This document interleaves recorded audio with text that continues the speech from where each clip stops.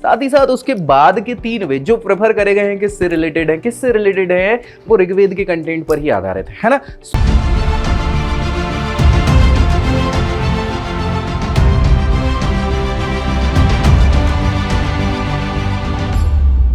Hello दोस्तों, स्वागत है आपका एक बार फिर से हिस्ट्री खबरी पर, जहां हम बात इतिहास की कर रहे हैं। और इतिहास में हम बात कर रहे हैं प्राचीन भारतीय इतिहास की।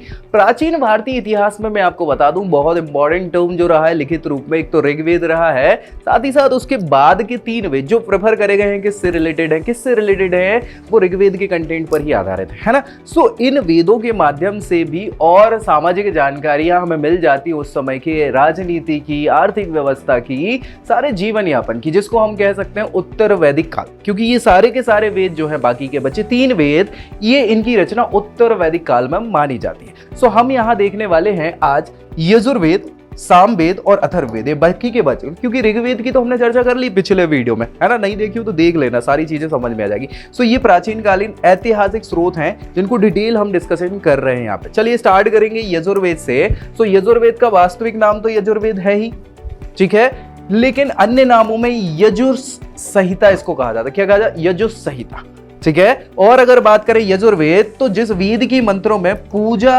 अर्चना का विधान वर्णित हो, यजुर्वेद कहलाता है। समझ गए? जिस वेद में पूजा अर्चना का विधि विधान स्वरूप वर्णन हो, वो क्या कहलाएगा? यजुर्वेद कहलाता है। और मंत्रों के प्रकार यहाँ पे गद्यात्मक शैली के हैं। गद्यात्मक मतलब समझते हैं? गद्यात्मक, अरे यार बचपन में हम हिंदी भाषा में वो पढ़ते थे ना, क्वेश्चन आता था निम्नलिखित संदर्भ का, निम्नलिखित गद्यांशों का संदर्भ प्रसंग सहित व्याख्या कीजिए, या पद्यांशों का, है ना। पद्यांश यानी पोएम्स कहलाती हैं गाने वाले स्वरूप में, और जो लिखित चीज होती है ना, लिखित वाली बड़ी से पैराग्राफ वाली, उसको हम गद्यांश बोलते हैं। सो गद्यांश में समझाने की चीजें ज्यादा होती हैं, मतलब यहाँ विधि विधानों को विवरणात्मक वर्णन है भैया, कहाँ? यजुर्वेद में। समझ गए? चले, सो यहाँ पे मंत्र विषय जो है वो यज्ञ विधियों को संपन्न करना है, यानी कि यज्ञ विधि को कैसे क्या करना है। तभी तो विवरणात्मक यहाँ पे वर्णन है कि भाई ये पर्टिकुलर व्यक्ति बैठेगा, यजमान बैठेंगे, बैठने के बाद ये हाथ को क्या करेंगे? धुलेंगे, धुलने के बाद फिर भैया मंत्र पढ़ेंगे, और ये वो अपने आप को शुद्ध करेंगे, शुद्धि करेंगे, सारी चीजों को प्रॉपर बिल्कुल विवरणात्मक वर्णन यहाँ पे मिल जाता है। कहाँ पे? यजुर्वेद में, ठीक है। चलिए नेक्स्ट हम बात करेंगे यजुर्वेद में। तो 101 शाखाएं महर्षि पतंजलि ने बताई हुई है कि भैया यहाँ 101 शाखाएं कहाँ? यजुर्वेद में। लेकिन अलग अलग विद्वानों का अलग अलग मत यहाँ पे आपको मिलेगा। वैसे ही 107 शाखाएं स्कंद पुराण के अनुसार मानी जाती हैं यजुर्वेद में। 86 शाखाएं जो हैं चरण व्यू के अनुसार, और वर्तमान में 5 शाखाएं ही उपलब्ध मानी जाती हैं। किसकी? यजुर्वेद की, ठीक है। सो यजुर्वेद के रूप की बात करें, शुक्ल यजुर्वेद या वाजस्नेयी संहिता इसको कहा जाता है। पूछ लिया जाता है कई बार कि वाजस्नेयी संहिता किसको कहा जाता है? शुक्ल यजुर्वेद को। और कृष्ण यजुर्वेद जिसको तैत्तरीय संहिता कहा जाता है। क्या कहा जाता है? तैत्तरीय संहिता कहा जाता है। शुक्ल यजुर्वेद की शाखाओं की बात करें तो काण्व और मंदनदिन, है ना, माध्यन्दिन, समझ रहे, और काण्व, ये शाखाएं हैं किसकी? शुक्ल यजुर्वेद की। और कृष्ण यजुर्वेद की शाखाएं की बात करें सो तैत्तरीय और मैत्रायणी, साथ ही साथ काटक और कठ, ये 4 शाखाएं आपकी किसकी हैं? कृष्ण यजुर्वेद की। कृष्ण यजुर्वेद का जो संप्रदाय है वो ब्रह्म संप्रदाय कहलाता है। क्या कहलाता है? ब्रह्म संप्रदाय। शुक्ल यजुर्वेद का संप्रदाय जो है आदित्य संप्रदाय। शुक्ल संप्रदाय में मंत्रों की संख्या की बात करें तो 1900 मंत्र हैं 40 अध्यायों में। समझ गए? 1900 मंत्र 40 अध्यायों में वर्णित है। कृष्ण यजुर्वेद में 18,000 मंत्र हैं, 7 कांड हैं और अनेक प्रपाठकों में वर्णित हैं ये भैया। क्या? कृष्ण यजुर्वेद के मंत्र, ठीक है। चलिए ब्राह्मण शुक्ल यजुर्वेद के ब्राह्मण भाग की अगर बात करें तो शतपथ ब्राह्मण, बृहदारण्यक और ईशावास्योपनिषद, ठीक है। चलिए कृष्ण यजुर्वेद के जो ब्राह्मण भाग हैं उसमें तैत्तरीय ब्राह्मण, तैत्तरीय अरण्यक, मैत्रायणी अरण्यक और तैत्तरीय उपनिषद। चलिए नेक्स्ट हम बात करेंगे संबंधित पुरोहित हैं उनके बारे में बताया हुआ। मैत्रायणी उपनिषद, कठोपनिषद और श्वेतरोपनिषद, ये सब के सब वो पिछली वाली चीजें हैं, मतलब किसके? कृष्ण यजुर्वेद के भाग बताए गए थे। संबंधित पुरोहित यहाँ जो है वो अर्धपरियु कहलाता था, इसको पठन पाठन करने वाला व्यक्ति, यजुर्वेद को पढ़ने वाला। इसके अलावा अगन्याध्यय, अग्निहोत्र, दर्श पौर्णमास, अग्रहायन, और चतुर्मास्य, ये क्या है सब? जो हवि यज्ञ है, हविर यज्ञ है, उनकी बात कर रहे हैं। निरुपशुवंध, सौत्रामणि, अग्निष्टोम, अग्निष्टोम कहा जाता था, ज्योतिष्टोम, अत्याग्निष्टोम, अत्याग्निष्टोम, अत्यधिक अग्नि वाला, ठीक है, उक्स, पंडुषित, अतिरात्र और आत्र, ये सोम यज्ञ है यहां से, ठीक है, आत्योत्र मार्ग। चले नेक्स्ट बात करेंगे यजुर्वेद का जो वर्ण विषय है वो वर्णन किन किन विषयों का करा है। सो मूलतः कर्म कांड प्रधान वेद है, ये याद रखिएगा, कभी पूछ लिया जाता है कि कर्म कांड से संबंधित कौन सा वेद है, सो वो यजुर्वेद है। इसमें बहुत सारे यज्ञों के विधि विधान का और संपन्न कराने के लिए क्या कैसी प्रक्रिया है उसके मंत्रों के रूप में वर्णन किया गया है। यजुर्वेद में दार्शनिक तत्वों का भी वर्णन मिल जाता है, विशेषकर इसके पुरुष सूक्त में दार्शनिक तत्वों का गहन विवेचन किया गया है। और अगर हम बात करें तो यहाँ लोक व्यवहार से पूर्ण उपदेश भी बताए गए हैं, साथ ही साथ वयम राष्ट्रे जागृयाम पुरोहिता जैसी सूक्तियां यजुर्वेद ही वर्णित हैं। ये भैया जहां राष्ट्र जागा जाता है पुरोहितों के द्वारा, वही पुरोहित है, ठीक है। अब यहाँ सामवेद की बात कर रहे हैं हम। सामवेद का वास्तविक नाम जो है वो क्या है? सामवेद। और इसका क्या मतलब है? वह वेद जिसके मंत्र यज्ञों के दौरान प्रत्यूह निवारण के लिए गाए जाते हैं। क्या भैया? गाए जाते हैं। तो इस वेद में गायन स्वरूप सारे मंत्रों का वर्णन मिल जाता है, जिनमें देवताओं को प्रसन्न करने के लिए कामनाएं की गई होती हैं कि हे भगवान, आप हमको ये देंगे फल तो हम ये करेंगे, पास कर दो भगवान, हम आपको नारियल चढ़ाएंगे, हम ये करेंगे। सो वो सारी चीजें। सामवेद की वर्तमान में उपलब्ध शाखाओं की बात करें तो कौथुम, जामनीय और राणायणीय। क्या? राणायणीय।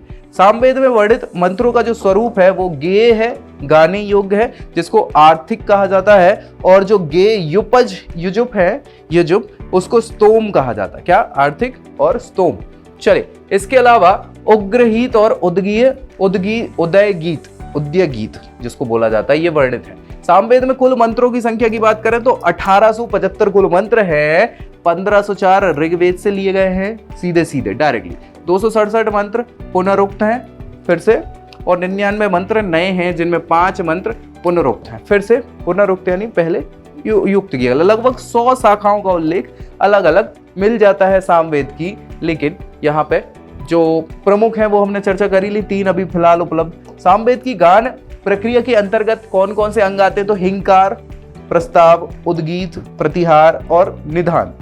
समझ गए? ये 5 प्रकार के ये अंग हैं गान प्रक्रिया के। और गान की लय के नाम अगर हम बात करें तो व्याकृष्ट लय, प्रथमा लय, द्वितीय लय, चतुर्थी, मंद्र और अतिस्वार्थ, ये लय हैं। किस प्रकार से गायन की लयों का बात किया होगा।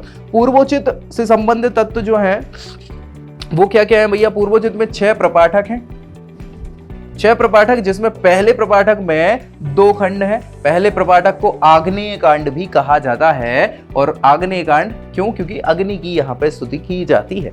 दूसरे और चौथे प्रपाठक को इंद्र पर्व कहा जाता है। क्या कहा जाता है? इंद्र पर्व कहा जाता है। अब इंद्र मतलब इंद्र से संबंधित है, उनकी स्तुति से संबंधित है। 5वें प्रपाठक को पवमान कहा जाता है। पवमान मतलब सोम से संबंधित ये है आपका प्रपाठक। 6ठे प्रपाठक को आरण्यक पर्व कहलाता है। और 6 प्रपाठक में कुल 650 मंत्र हैं। 5 प्रपाठकों में ग्राम गान एवं 6ठे प्रपाठक में अरण्य गान वर्णित है। ठीक है भाई साहब।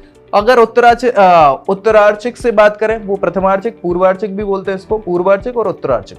तो उत्तरार्चिक से संबंधित तत्व में इसमें 9 प्रपाठक, उसमें 6 थे, इसमें 9 थे, टोटल 15 प्रपाठक। पहले 5 प्रपाठकों को 2-2 भाग में बांटा गया है तथा शेष 4 प्रपाठकों को 3-3 भागों में बांट दिया गया है। इसमें कुल 1225 मंत्र हैं। उत्तरार्चिक को प्रगाथ नाम से भी जाना जाता है। किस नाम से? प्रगाथ नाम से भी जाना जाता है। सामवेद से संबंधित जो ब्राह्मण ग्रंथ हैं उसमें तांड, सटविच, जामनीय और जामनीय अरण्यक, ये देखो ये ग्रंथ हैं, ये तो संबंधित ब्राह्मण है और ग्रंथ है। सो ब्राह्मण ग्रंथ तांड ब्राह्मण है और सडविस, पंचविश, सडविस इसको बोलते हैं। जामनीय ये दोनों है, ब्राह्मण भी है और अरण्यक भी है, तो अलग अलग। संबंधित जो अरण्यक ग्रंथ हैं वो यहाँ पे बता दिया गया है। अब संबंधित जो उपनिषद ग्रंथ हैं वो 2 हैं, छांदोग्य उपनिषद और केनोपनिषद। ठीक है, चलिए इसके बाद हम बात करेंगे सामवेद में जो विषय वस्तु का वर्णन किया गया है वो क्या क्या है? सामवेद के उत्तरार्चिक में वर्णित ऋचाएं उहगान एवं उह्य ज्ञान कहलाती है।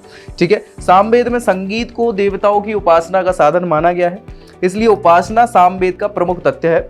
सामवेद के पूर्वाचिक में इंद्र, सोम, इन सारे देवताओं से संबंधित है ये, जबकि उत्तरार्चिक में दशरार्थ आदि यज्ञों की विवेचना को यहाँ पे किया गया है। सामवेद के मुख्य रूप से संगीत वर्णन है, इसीलिए संगीत का जनक भी सामवेद कहलाता है। संगीत के 7 स्वरों का वर्णन भी पहली बार सामवेद में ही होता है। 4 तरह का संगीत है, एक तो ग्राम गान, दूसरा अरण्य गान, तीसरा ओह गान और चौथा ओह्य ज्ञान।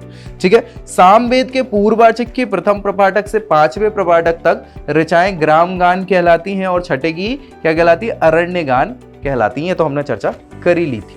चलिए, इसके बाद अथर्ववेद आ जाएगा और अथर्ववेद का वास्तविक नाम अथर्ववेद ही है, लेकिन और उक्त नामों की बात करें इनके अर्थ की तो ब्रह्मवेद, अंगिरावेद, अंगिरस, भृगवन्निसार वेद, और इसका पुरोहित जो है वो ब्रह्मा कहलाता है। ठीक है, विषय दृष्टि से अगर हम बात करें तो अर्थवन, अंगिरस, ये 2 प्रकार से इनका क्या किया हुआ है? विभागों को वर्णित किया गया है। वर्णित जो मंत्र हैं वो जादू टोना, तंत्र मंत्र, औषधि, प्रतिपादक मंत्र, और अगर बात करें तो अंगिरस में, ये अर्थवन में है ना, ये इस वाले अंगिरस वाले में मारण, उच्चाटन, ये विषयक मंत्र यहाँ पे बताए गए हैं। और तर मंत्रों की संज्ञा को ब्रह्मणी कहा जाता है। ठीक है, अथर्ववेद की 9 शाखाएं हैं।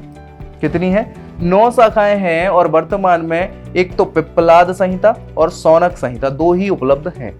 ठीक है, अगर हम बात करें तो कुल मंत्र जो है 5859 हैं। कितने? 5859 हैं, जो 20 कांड, 34 प्रपाठकों, 111 अनुवाकों, 731 सूक्तों में वर्णित है।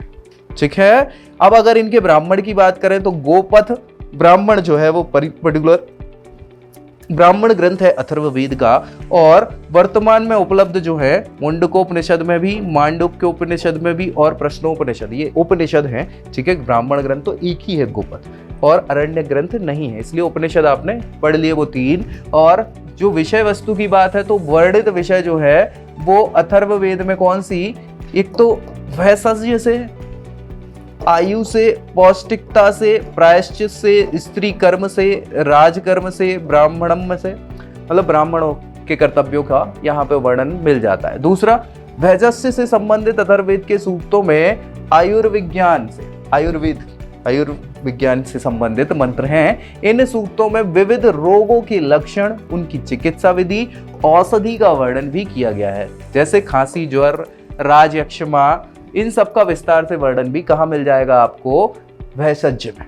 ठीक है, आयु से संबंधित सूक्तों में दीर्घायु के लाभ के लिए उपयोगी मंत्रों का संज्ञान यहाँ पे संग्रह किया हुआ है। पौष्टिकता से संबंधित सूक्तों में घर निर्माण, कृषि कार्य, व्यापार आदि से संबंधित मंत्रों के बारे में संग्रह मिल जाता है। प्रायश्चित से जुड़े सारे सूक्तों में जाने अनजाने में जो गलतियां हो जाती हैं, अपराध हो जाते हैं, उनके प्रायश्चित करने के लिए भी सारी चीजों का वर्णन मिल जाता है। और स्त्री गर्भ से संबंधित सूत्रों में प्रेम विवाह हो गया, वशीकरण हो गया, इनसे संबंधित मंत्रों के बारे में जानकारी आपको मिल जाएगी, जिनका उपयोग स्त्रियां पति के प्रेम को पाने के लिए करती थी। जैसे आपने कई बार देखा होगा कि ठुकराए हुए प्यार को पाने के लिए मिले हर सोमवार और शनिवार बाबा रहमानी को ये पर्टिकुलर पता दिला रहता है, काला जादू, बंगाली बाबा और सारी चीजें, है ना। ऐसा होता है ना कि वशीकरण के लिए आप ये वो बहुत सारी एड्स आती है, तो वो किस लिए? कि खोए प्यार को पाने के लिए, ये करें वो करें, ये सारी चीजें कहाँ है? वो पतियों को पाने के लिए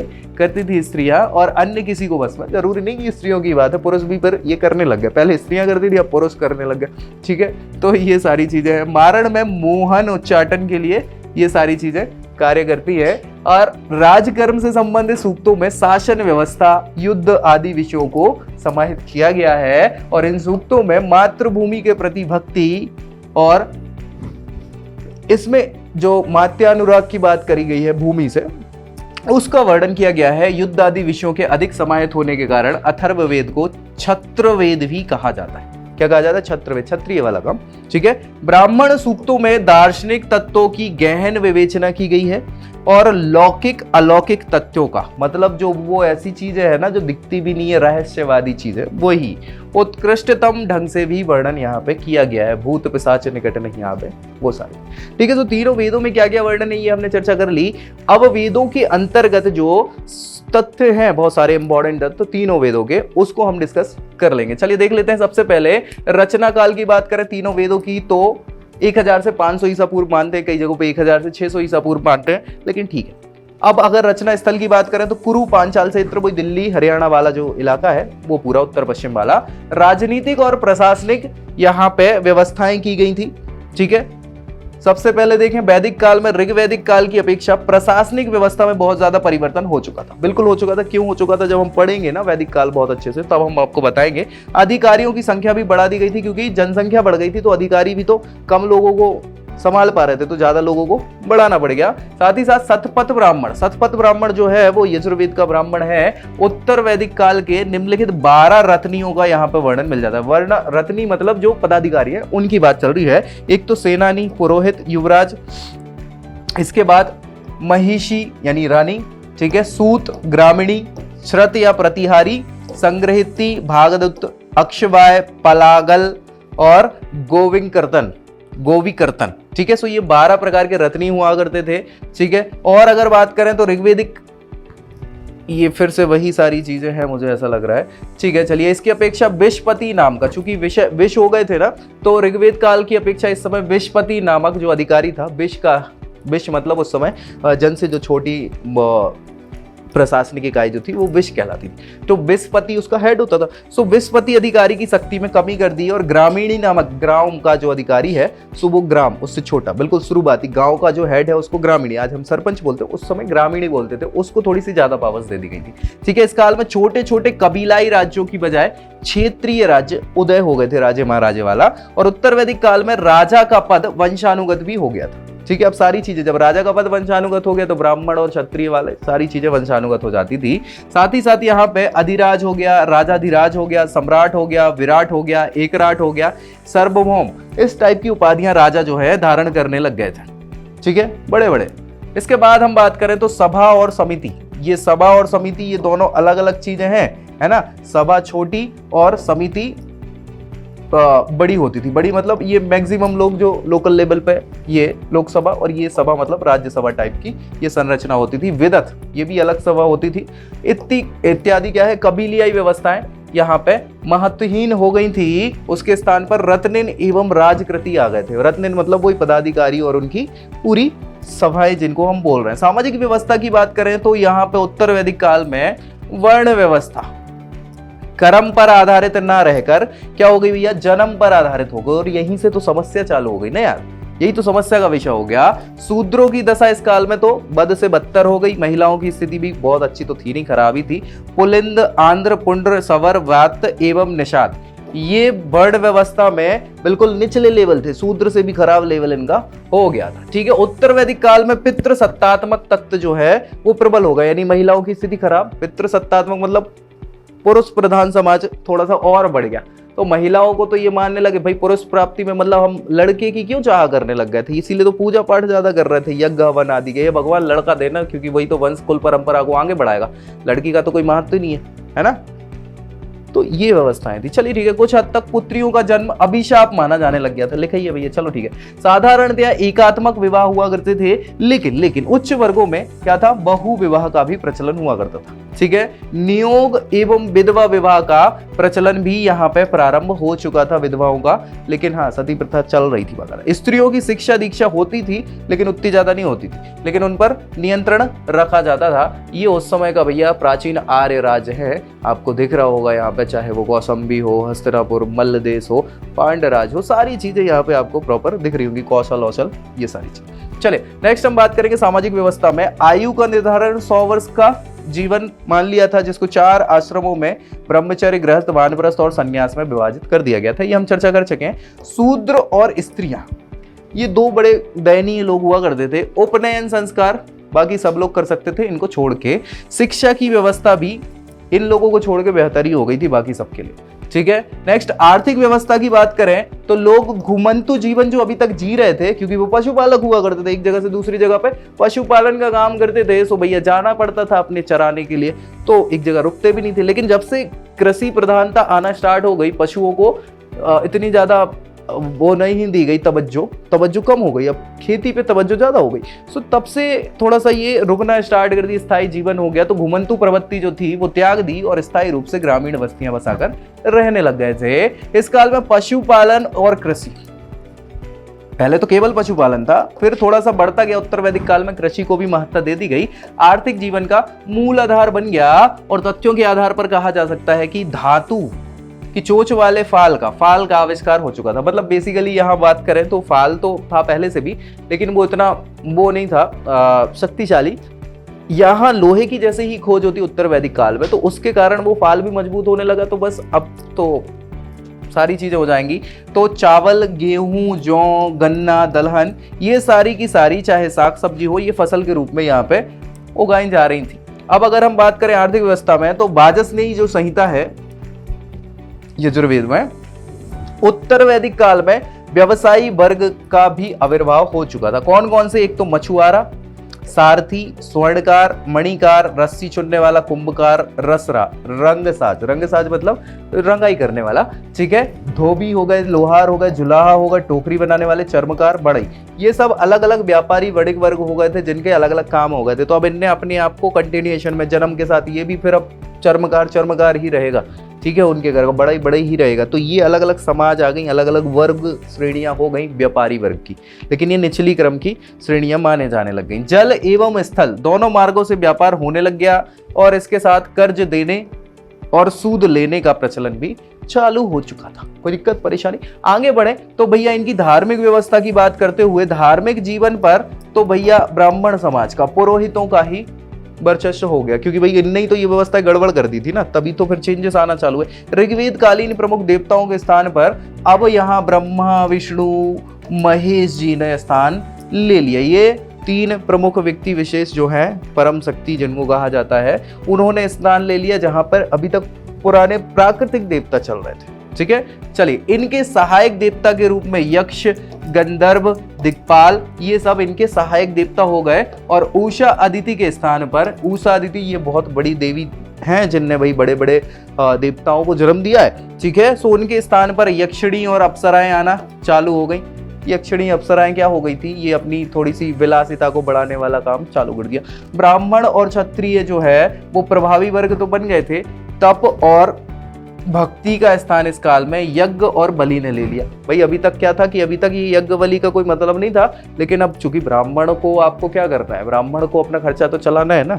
सो इनने अपने ही हिसाब से सारी चीजें कर दी कि भाई आपको यज्ञ करना कंपलसरी होगा। तो अब गरीब इंसान कहाँ से यज्ञ कर लेगा?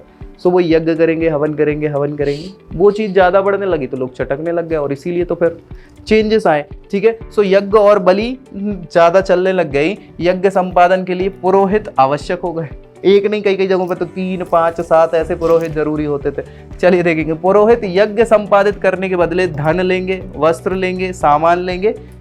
पहले नहीं लेते थे, अब ये क्या है कि अब करेंगे, मतलब इस टाइप से थोड़ा सा इनकी तृष्णा बढ़ेगी, लालच बढ़ना चालू हो जाए। पुरोहितों को राजा का प्रमुख सलाहकार भी बनाया जाने लग गया। उन्होंने कहा कि नहीं, हमारे अलावा कुछ चलेगा ही नहीं। तो ब्राह्मणवाद थोड़ा सा बढ़ जाता है और इसके कारण उत्तर वैदिक काल के समय में ही बहुत सारे नए नए धर्मों की उत्पत्ति होती है। और एक समय ऐसा था कि जब ब्राह्मण धर्म तो लुप्त सा होने लग गया था, फिर इसको पुनरुत्थान के रूप में लाया जाता है। तो ऐसे ही अब हम बात करेंगे जो भी हमारे महाकाव्य है उस काल की बात करेंगे, जैसे महाभारत काल हो गया, रामायण काल होगा, उसके अंदर हमें क्या जानकारी मिलती है, तो डिटेल चर्चा हम करेंगे। ऐसे मिलते हैं नेक्स्ट वीडियो में, तब तक के लिए जय हिंद।